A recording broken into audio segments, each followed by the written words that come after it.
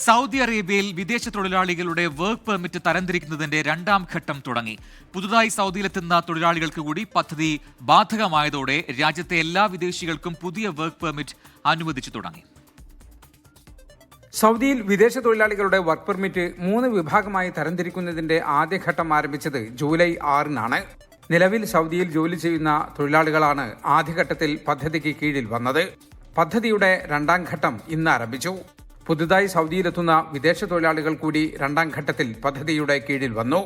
ഇതോടെ രാജ്യത്തെ ഏതാണ്ട് എല്ലാ വിദേശ തൊഴിലാളികൾക്കും ഇനി പുതിയ രീതിയിലുള്ള വർക്ക് പെർമിറ്റാണ് ഇഷ്യൂ ചെയ്യുക. ഉയർന്ന വൈദഗ്ധ്യമുള്ളവർ, അടിസ്ഥാന യോഗ്യതയുള്ളവർ എന്നിവയാണ് വർക്ക് പെർമിറ്റിന്റെ 3 വിഭാഗങ്ങൾ.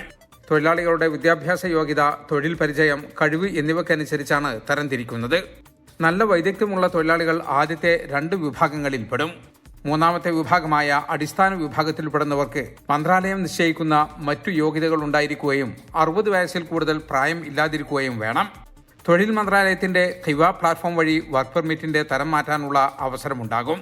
ഉയർന്ന വൈദഗ്ധ്യമുള്ള തൊഴിലാളികളെ ആകർഷിക്കുന്നതിനും ജീവനക്കാരുടെ പ്രകടനം മെച്ചപ്പെടുത്തുന്നതിനുമാണ് ഈ മാറ്റം. ജലീൽ കണ്ണമംഗലം, 24 ജിദ്ദ.